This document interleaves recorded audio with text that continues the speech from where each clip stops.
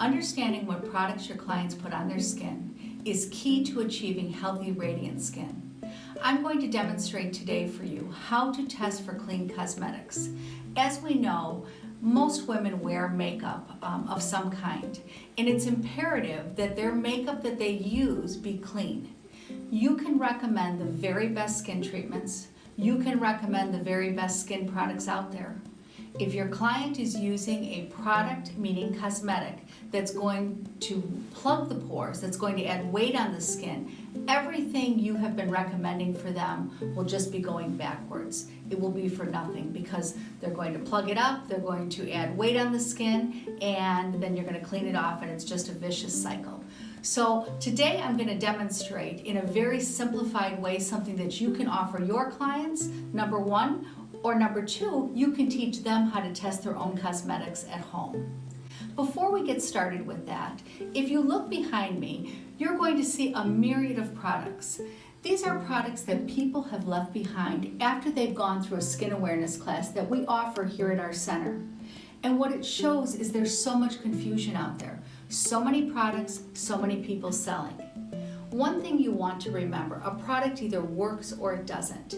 And cosmetics are probably the easiest to test because the rule of thumb is oil and water don't mix. So what do we want? We want our makeup to mix well with water. So let's get started. We're going to start with a little beaker and we're going to fill this with water. And this is how we're going to test for our foundations. We're going to take a foundation, and you want to be careful here that you don't pour too quickly. You just want to pour just a tiny bit in there. And I always tend to make a little too much. So here we go. And what you see here is the color of the foundation and the water blended together. Everything mixed together. This is what we call a water-based foundation, a clean foundation. Next, we're going to take another foundation, fill about halfway up the beaker, and we are going to put just a little bit in there. You can see it doesn't even want to come off, and we're going to stir. You clearly see compared to the first one how that's not going to mix. And what causes that is oil. Again, oil and water do not mix. So if you can imagine, when your client is applying their foundation, and usually we do this daily, we have as many as 2,800 openings per square inch of skin. So they take their foundation and they're blending that in to the skin, and that's falling into all of those openings. What's the result of that? First of all, when you fill a pore, it's only going to get larger. We keep stretching that skin, so we get enlarged pores. Secondly, blackheads, whiteheads, oil deposits, acne can all be caused due to a foundation that's not clean. And also, we add that weight on the skin that I was talking about, that buildup on the skin. So it makes lines and wrinkles look deeper, and it also can cause the skin to sag. So rule number one, oil and water do not mix. We want our foundation to mix with water. Next, let's talk about tinted moisturizers. And it's the same theory as the foundation. They've made it now a 2-in-1, if you will. We're going to test it exactly the same way. You're going to take a little beaker, clear glass. We're going to take our tinted moisturizer, put a little bit in there, and clearly you can see that that is not going to mix. You can really stir and you still have that floating. So these type of products are going to cause some sort of skin problem, and it all depends on the client, but it can go from just enlarged pores all the way to full-blown acne and premature aging. Next, let's talk about blushes and eyeshadows. There really is no difference between the two except color and size. Blushes are larger and pinkier in peach, and eyeshadows are smaller and a variety of color. What we're going to be looking for is for the color of the blush or eyeshadow to mix in with the water, for the water to change color. And what you can take is a little saucer or a lid to a jar, and I'm going to demonstrate that now here on our tray. And we're going to start with the blush. like this, and what we're looking for is for the water to change color of the blush. And clearly you can see that mixes beautifully. That's what we're looking for in a blush or an eyeshadow. Let me demonstrate now an eyeshadow that's not going to mix well. So we'll just take a little bit off here. Okay. And you can see how that floats. This is what we don't want. And what this tells us is there's too much oil in there. And what will this do for the skin, for the client's skin? Well, first of all, if your client uses a blush that floats, that doesn't mix well, we're going to have problems such as blackheads, the enlarged pores we talked about, but acne. And I always tell skin specialists this: if your client is coming in and their complaint is acne in the blush line here, the first place you want to start is check their blush. Let's see, is it clean or isn't it? That may be the problem, and the resolution is just figuring that out for them. If a client uses an eyeshadow that floats, that doesn't mix, they're going to age quicker around the eyes. And truly, so much premature aging around the eye is due to cosmetics. We're going to move next to concealers. And I'd just like to just talk about this briefly. Many times we'll see concealers such as these. And where do we use these type of concealers? We use them under the eye area, we use them on a blemish, and what happens is, this is filled with oil, and I'm just going to kind of put it right in here for you to see. Nothing happens, it just stays solid.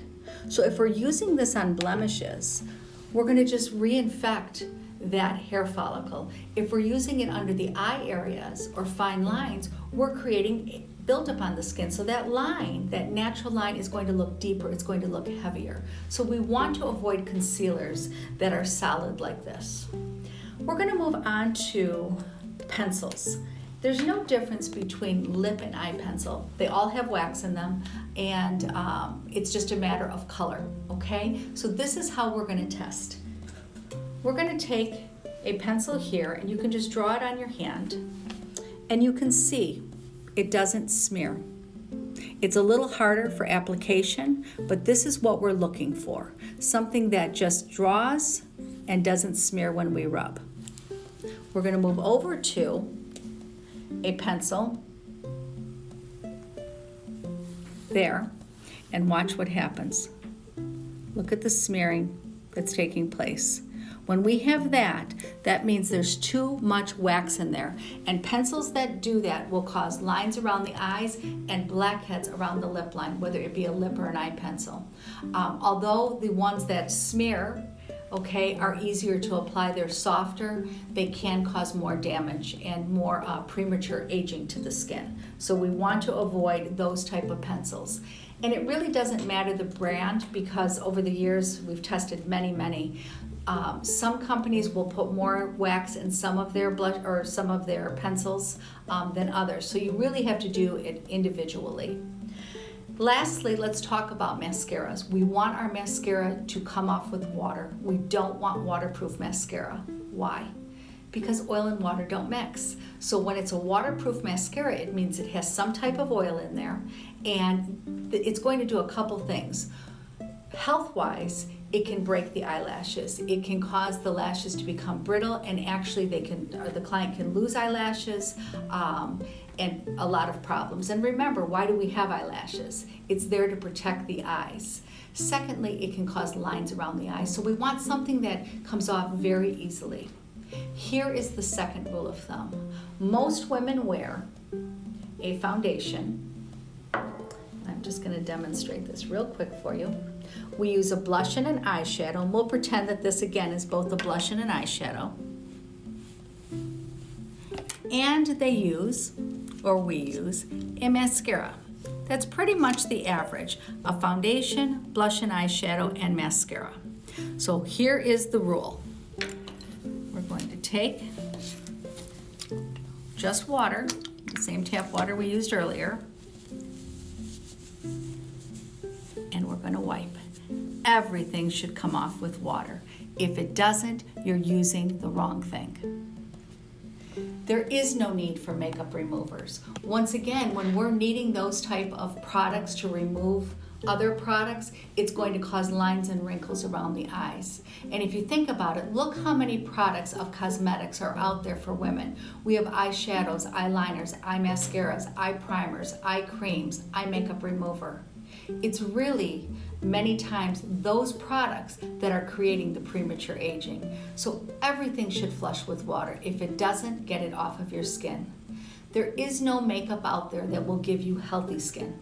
Remember that. No makeup will give you healthy skin, but there is makeup that can destroy your skin. So you want to be sure that your clients are using clean cosmetics. You want to be able, in my opinion, to provide this service to teach them to know whether their makeup is clean or not. And if it isn't, and they're looking to improve their skin, they need to either stop using the cosmetics that they're using and switch to something else, or no makeup at all.